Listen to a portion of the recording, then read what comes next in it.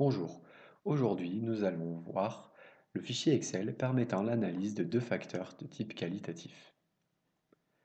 Le fichier Excel se présente avec une première partie que l'utilisateur pourra compléter avec des données, une seconde partie graphique et une troisième partie comprenant divers calculs et notamment l'analyse de variance.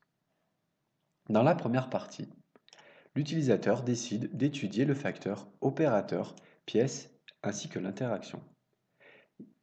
On décide pour cela de compléter le plan d'expérience en faisant varier le facteur opérateur à trois niveaux, Marie, Pierre et Paul, et le facteur pièce sur trois niveaux, A, B et C, en vous rappelant qu'un niveau est un changement de facteur, est une variation dans un facteur. Chaque pièce sera étudiée sous condition de répétabilité jusqu'à 6 fois.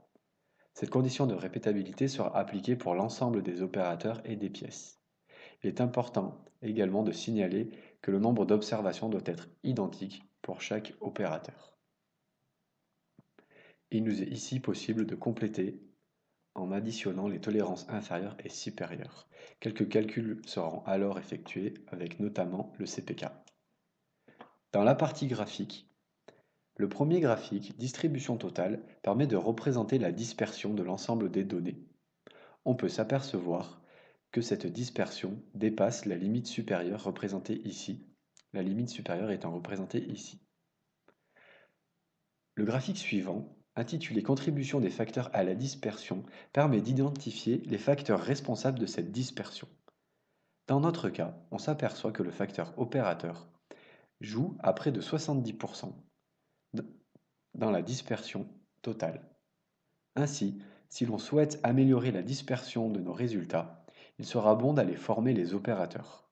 Dans notre exemple ici, on peut s'apercevoir que Marie et Paul ont des résultats proches de 30, alors que j'ai volontairement mis à Pierre des résultats proches de 31, ce qui est détecté par le graphique.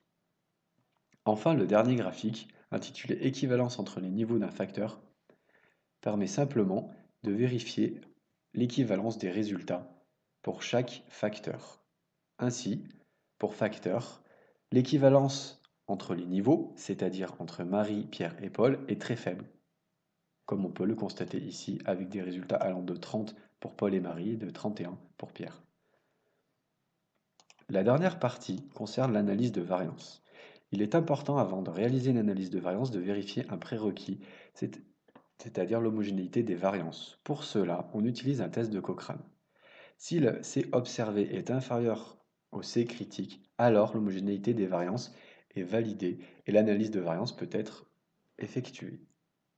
Dans cette analyse de variance, nous allons surtout nous concentrer sur le fichier observé que l'on va comparer au fichier critique. Si le fichier observé est inférieur au fichier 5%, alors l'étude n'aura pas démontré de différence significative, que ce soit pour l'opérateur, les pièces ou pour l'interaction.